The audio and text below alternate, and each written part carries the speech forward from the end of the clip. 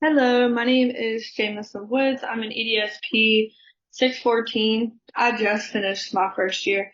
So I'm gonna be talking to, um, if it would be like I was at a staff meeting.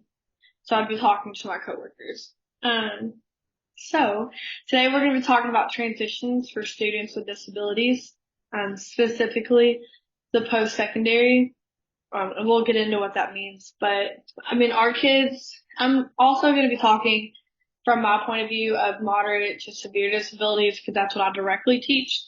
Um, but we transition all throughout life, really. But specifically in school, we transition from pre-K if they go to kindergarten, from fifth grade to middle school to high school.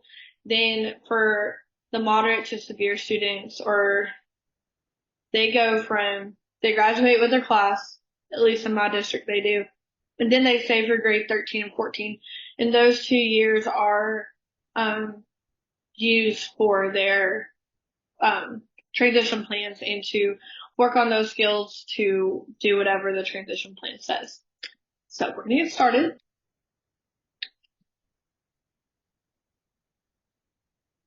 Okay, so what is transition? Throughout the school years, the students go through many different transitions like we talked about. We're going to focus on the post-high school transition during our time together. There are a lot of aspects that play into this part that make transition smooth and successful. Um, for the student and their family, that means that everybody should be working together to get them to where they need to be. So the history of transition and IDEA is really a relatively new thing in higher education and in the school. I mean, 1984 is the first thing. So, I mean, that was only 40, 50 years ago. Um, so in 1984, secondary transition was formally recognized by Madeline Will, and that's the Bridges model. In 1985, Parkland decided that there's more to life than work. He expanded to residential environments and social and interpersonal networks. In 1990, IDEA was passed and transition services for all students with disabilities were mandated. In 1997, IDEA was amended and transition statements had to start at age 14. And in 2004, the requirement for transition strengthened again. Um, so really, with the transition that we're working on, it should be student focused, which means that they should have some sort of autonomy in what their future looks like. So by using student-focused planning, you are giving the student some self-determination when it comes to them having a say in their future. It also allows the staff the opportunity to individualize the instruction that they are getting to target their individual needs. There are multiple components to this. There's a lot of people, a lot of different stages to get the students to be successful. So the goal for transition is by the time that the student is graduating from high school, that the student art team has come up with a transition plan, that they have been working on skills and contacting people to help make this transition possible. The taxonomy for transition programming. The first step is student focused planning. So it's the IEP development, explaining what kind of learner the student is, the strengths, the areas of concerns, their social and emotional development, academic, all of describes what that student is. The student participation, just saying that they should be a part of that, whether it be them sitting in on ARC meetings, which they should, or student-led conferences, then different planning strategies should all be in this first one. In the second stage, with student development, so it's looking at the assessments of the student, support services, life skills instruction, and career vocational curriculum. The third one is interagency collaboration framework, collaborative service delivery. And the program structure is the fourth step, and that's program philosophy, policy, strategic planning, HR development, and resource allocation. And then family involvement is family training, participation, and empowerment. So for transition assessments, first you're going to conduct the transition assessment. You're going to conduct formal and informal assessments to see their skill levels and interests of the students and see what their options are.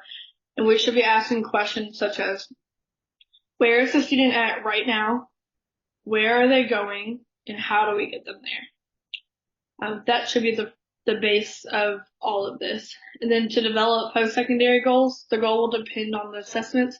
But an example of one is after high school, you will attend Carl D. Perkins for food service training. Then you're going to identify current levels of performance.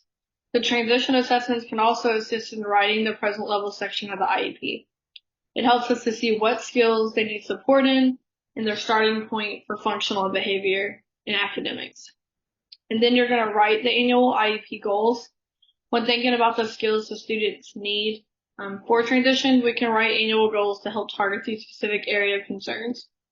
So this stuff can be done all throughout. It should not be just a 2-year thing. I teach K through 5, and the skills that we're working on now are just setting the base for what the student will be able to accomplish. So it's important to start thinking transition when they're little. It should be a plan that is developed over 14 years, not just 2 or 3. Then you're going to plan transition services, have members of the ARC contact different places and reach out to different services offered in the community. I know my school has a resource paper that we hand at ARC meetings so that they can start planning what kind of needs that they need met, depending on the type of student that they are. We also hosted a resource fair this year so that parents could come and meet the different resources and see if it would be a good fit for their students or not. Then the final step is to plan instruction. The assessment should be used to guide instruction on what skills need to be taught and the best ways to teach them. So a few different teaching strategies. The first one is community-based instruction. This is a great opportunity to teach the skills that they will need post-school. This gives the students the opportunity to be taught and practice skills where they would naturally be used. So if we're doing money, it's a skill that we're working on generalizing, and we go to the store to pay for groceries, that would be like a natural place that you would use money. A simulated instruction is similar to community-based instruction, but it's community reference. So it's not out in the community.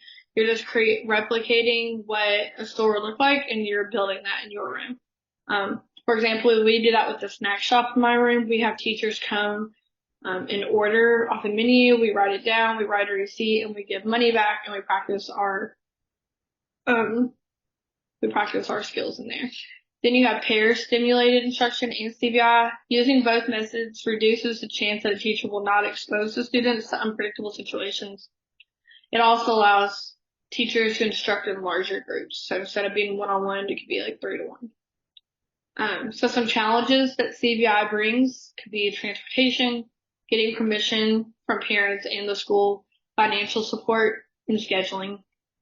Simulated instruction challenges. It can be difficult to imitate the setting that the students will use the skills, and situations occur in natural settings that can be really hard to embed in simulated instruction. And then pair stimulated instruction and CBI challenges. It can be difficult to see how the student generalizes skills.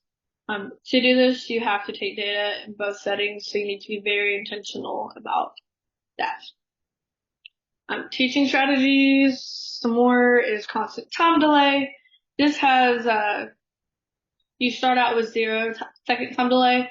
So if I have 3 cards and I say, find A, and then I point to A, I don't give the learner the time to get the answer, I just give the right answer. Oh, here's A. So once we do that a few times, and we practice it, then we'll go to 3 seconds, and I'll be like, where's A? 1, 2, and hopefully they hit A. If they do not hit A, then I will say, oh, here's A, touch A, then I'll do it again. That's my error correction. I have a video of constant time delay. I did not completely do it correctly in here, but you'll see an idea of it.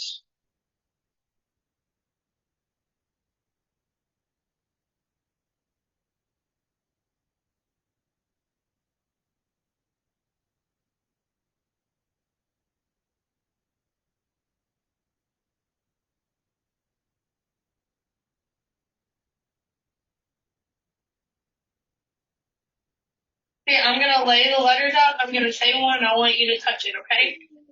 Oh, hold on. Just like that. Can you find O? Great job. Can you find I? Oh, this one's I. Touch I. Great job. Okay, so I messed up here by not having her redo the error correction. We just moved on. But this is constant combo.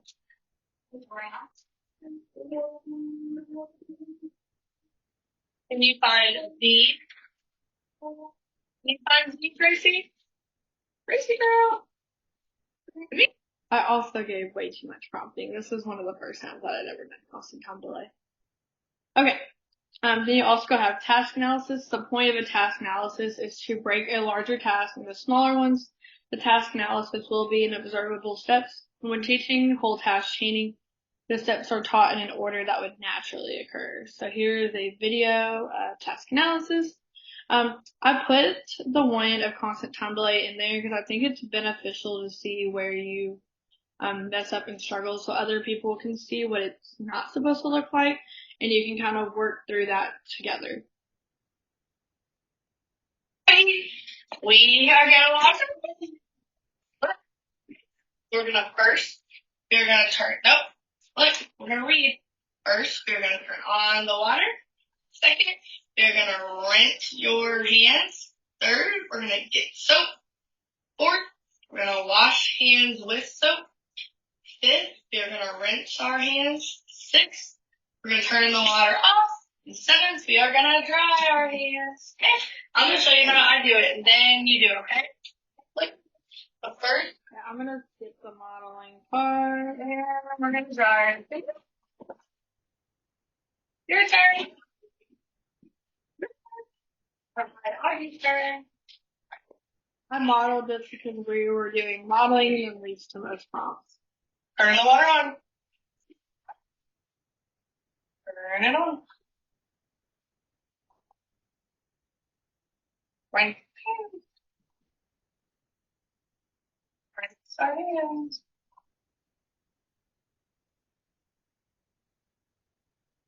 What's next, Augie? What? What's next? Augie. Get soap.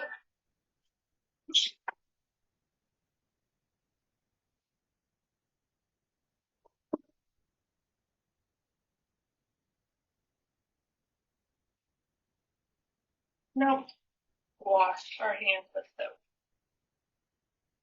Wash our hands with soap. Hey, what's next? Augie. Rinse our hands.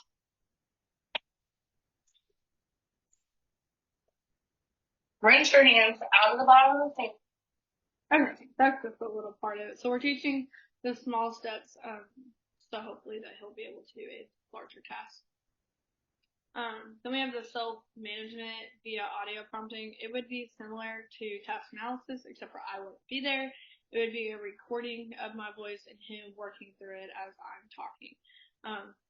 This is typically accompanied by least to most prompting, and it allows for less teacher time.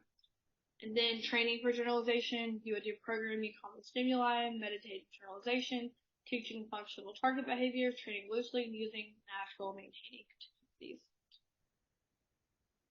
Okay, so then I put examples of resources for transitions.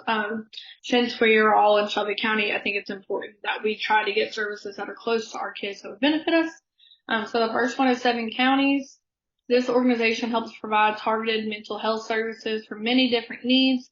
They have a wide range of providers from nurses to case managers, and they can help support families in getting the services that they do need. Associates in Pediatric Therapy. This is also located in Shelbyville.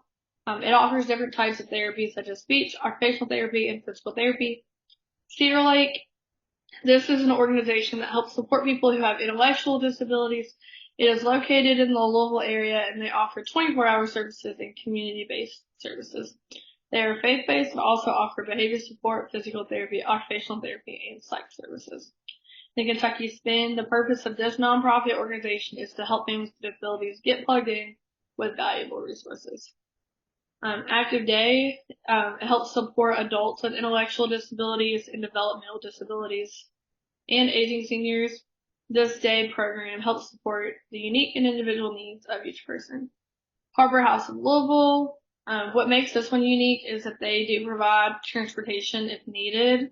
It offers many different services such as adult day training, community living supports, personal assistance, respite, and supported employment. Stewart Home.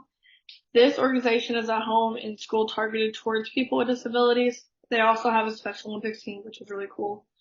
They practice setting and planning for goals, doing extracurricular activities, and practicing residential skills and life skills.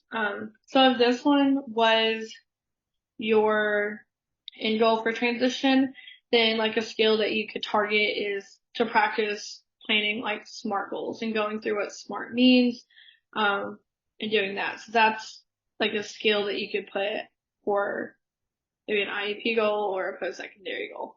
In the Walden behavior, this organization is around to help support behavior needs in the Louisville area. They target ABA. Okay, how do families impact transition?